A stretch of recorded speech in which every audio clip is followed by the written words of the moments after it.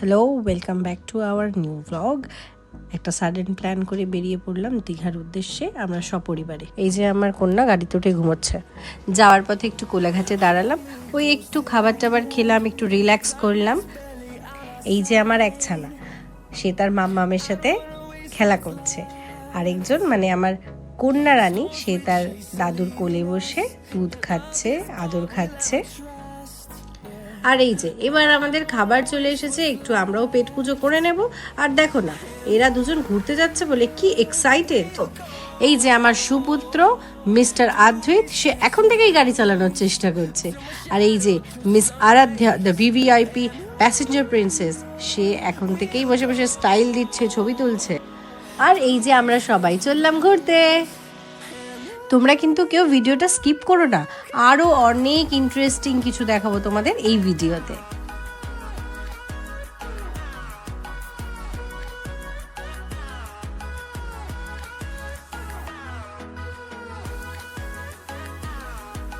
তোমরা দেখতেই পাচ্ছ পৌঁছে গেছি দীঘার বিশ্ব বাংলা গেটে। আমরা কিন্তু যাচ্ছি ওল্ড দীঘা। তখন বাজে রাত্রি 9টা। জানো, যাওয়ার পথেই দেখতে পেলাম জগন্নাথ মন্দির, কি অসাধারণ সুন্দর। এই যে এসে গেছি আমাদের নিজেদের হোটেলে, হোটেল সিন্ধু, যেটা রয়েছে ওল্ড দীঘাতে, যেটা সমুদ্র থেকে ঠিক 5 মিনিট হাঁটা পথ। তোমরা যদি কেউ ওল্ড দীঘাতে ঘুরতে আসো তাহলে আমাদের হোটেলে নিশ্চয়ই এসো, আশা করছি খুব ভালো লাগবে। এখানে পৌঁছেই চলে গেলাম একটু সমুদ্রের হাওয়া খেতে। কি শান্তি, কতদিন পর এলাম। কদিন ধরেই মনটা সমুদ্র সমুদ্র করছিল, ফাইনালি সাকসেসফুল হয়েই গেল। সমুদ্রে আসবো আর পা ভেজাবো না, তা কি কখনো হয়? এই যে দেখুন কাণ্ড, এলাম পা ভেজাতে, প্যান্ট গেল পুরো ভিজে। পরের দিন সকালে কচিকাচাগুলোকে ওদের দাদু ঠাকুমার কাছে রেখে একটু এনজয় করতে এলাম। এত বড় একটা ছাতা নিয়ে বেরিয়ে পড়েছি। এই যে মহারানী টুপি পরে চললেন। এই যে আমার মা কিছুতেই নামবে না, আমি টেনে নামিয়েছি। বলুন তো, সমুদ্রে এসে একটু না নামলে হয়? এই যে গোলা কাকু আমাকে গোলা বানিয়ে দিচ্ছে, আমি নিজের পেট ও মন ঠান্ডা করে তো খুবই শান্তি। আচ্ছা, তোমরা কে কোন ফ্লেভার পছন্দ করো? আমার তো কালো ফ্যাটা ফেভারিট। সন্ধ্যেবেলায় চলে এসেছি জগন্নাথ দেবের দর্শন করতে। এই হলো মন্দিরে ঢোকার লম্বা লাইন। এই যে আমার মা ও শাশুড়ি মা ওদেরকে কোলে নিয়ে বসে আছে, আর ওদের ঘুরতে বেরোলেই যত ঘুম পায়। আর এই যে এইদিকে চলছে ফটো সেশন, আর এইদিকে আমার শাশুড়ি মা বুঝতেই পারছেন আমি করছিটা কি। এবার আমরা সবাই জগন্নাথ দর্শনের দিকে এগিয়ে চলেছি।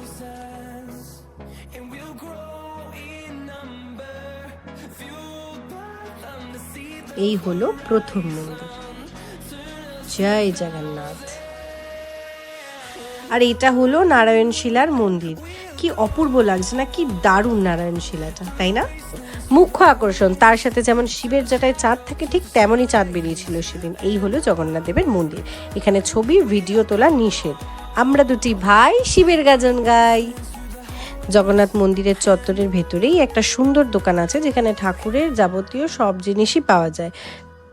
আমরাও কিছু টুকিটাকি কেনাকাটা করেছি।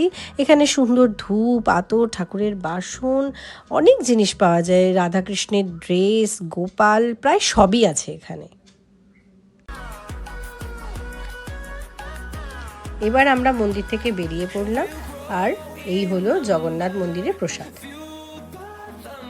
মন্দির থেকে ফিরেই সমুদ্রের কাছে আবার চলে গেছি। ওখানে একটু আমার মেয়েকে নিয়ে আমার বাবা মা ফটো তুলে নিচ্ছে।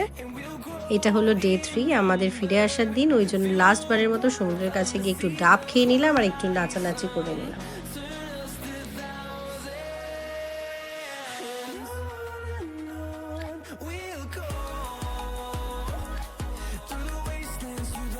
যেহেতু ফিরে আসার দিন, সেই জন্য লাস্ট মিনিট কিছু শপিং করার ছিল, করে নিলাম। এবার আমরা ফিরছি আমাদের বাড়ি ফেরার পথে খাওয়া দাওয়া করার জন্য আবার একটু কোলাঘাটে দাঁড়ালাম।